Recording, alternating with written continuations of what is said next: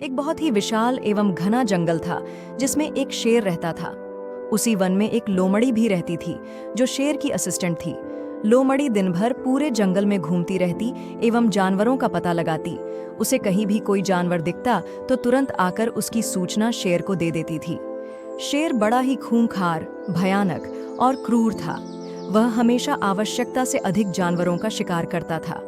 शेर शिकार किए गए जानवरों को खा लेता था और जब उसकी पेट भर जाती तो वह शिकार किए जानवरों को वैसे ही छोड़ देता था। इस प्रकार शेर द्वारा लगातार आवश्यकता से अधिक जानवरों का शिकार होने से जंगल के सारे जानवर समाप्त हो गए। धीरे धीरे एक ऐसा वक्त आया जब उस शेर और लोमड़ी के भूखे मरने की नौबत आ गई। शेर ने अपने असिस्टेंट लोमड़ी से कहा कि वह आसपास के अन्य जंगलों में जाकर दूसरे जानवरों का पता लगाएं जिससे शेर का और लोमड़ी का दोनों का पेट भर सके।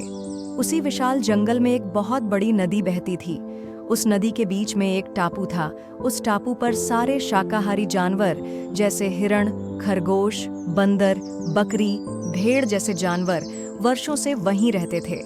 चारों तरह से नदी से घिरा होने के कारण टापू पर कोई दूसरा बाहरी जानवर नहीं आ पाता था।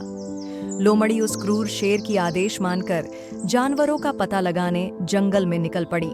लोमड़ी ने जानवरों को बहुत खोजा पर उसे अपने जंगल में कोई भी जानवर नहीं मिला। लोमड़ी पूरी जंगल जानवरों को खोज खोज कर थक गई थी। अब वह हार कर नदी किनारे बैठ गई। तभी अचानक उसकी नजर दूर बने टापू पर पड़ी। लोमड़ी ने सोचा, जरूर ही इस टापू पर कोई न कोई जानवर तो रहते ही होंगे। ऐसा सोचकर जब लोमड़ी नदी में तैरकर जब टापू पर जाकर देखती है तो वहां बहुत सारे शाकाहारी जानवर थे, किंतु कोई भी शेर को चुनौती देने वाला जानवर या बहुत विशाल नहीं था। यह सब देखकर लोमड़ी बहुत खुश हुई और जंगल वापस लौटकर उसने उस शेर को पूरी बात बताई। लोमड़ी की यह बात सुनकर शेर बहुत प्रसन्न हुआ और उसने लोमड़ी को यह बताने के लिए शाबाशी दी।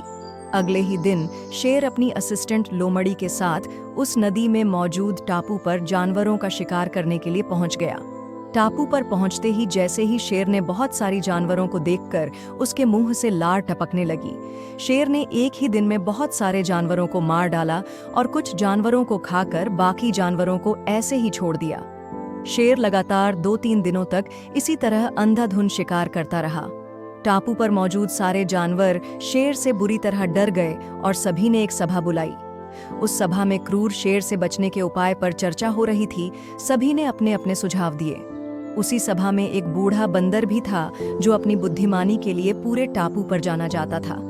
टापू के सारे जानवरों ने उस बूढ़े बंदर से सुझाव मांगा। बूढ़े बंदर ने कहा, इस प्रकार अगर हम डर डर कर सभी से भागते रहे तो हम में से कोई भी जीवित नहीं बचेगा। हमें बड़ी सूझबूझ के साथ उस क्रूर शेर का मुकाबला करना पड़ेगा। जंगल के अन्य सभी जानवरों ने उस बूढ़े बंदर से पूछा कि उनके पास ना तो शेर के समान दांत हैं, न ही उसके जितना ताकत है और न ही तेज नाखून। हम उस खूंखार शेर का सामना कैसे कर पाएंगे? बूढ़े बंदर ने अन्य जानवरों से कहा, हमें आमने सामने की लड़ाई नहीं लड़ना है, बल्कि युक्तिपूर्ण तरीके से शेर का सामना करके उसे खत्म करना होगा। सभी जानवर बंदर के इस बात से सहमत हुए और उन्होंने बंदर से ही आगे की योजना बनाने के लिए कहा। सभी जानवर के अनुरोध करने पर बंदर ने योजना बनाने को तैयार हो गया और उसने एक बहुत ही खतरनाक योजना बनाई जिससे बड़ी आसानी से उस क्रूर शेर को मारा जा सकता था। जंगल के सभी जानवरों ने मिलकर एक बहुत बड़ा एवं गहरा गड्ढा खोदा और उस गड्ढे के ऊपर घास फूस और पत्तियों से ढक दिया, जो देखने में बिल्कुल जंगल की अन्य समतल जमीन की तरह दिखाई दे रहा था। जैसे ही शेर के आते हुए देखते ही सारे जानवर गड्ढे के दूसरी तरफ चले गए जिससे शेर गड्ढे में गिर जाए। शेर ने जैसे ही एक साथ बहुत सारे जानवरों को देखा वैसे ही उसकी भूख जाग गई और वह उनका शिकार करने के लिए जानवरों की तरफ भागा।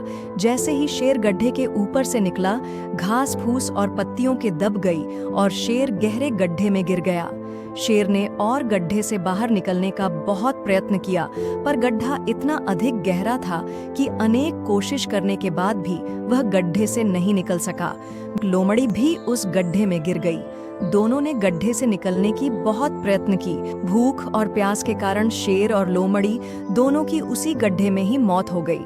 इस प्रकार बूढ़े बंदर और जानवरों की सूझबूझ एवं चालाकी से उन्हें खूंखार शेर से मुक्ति मिल गई और सभी जानवर पहले की तरह हंसी खुशी एवं आजादी से उसी जंगल में रहने लगे।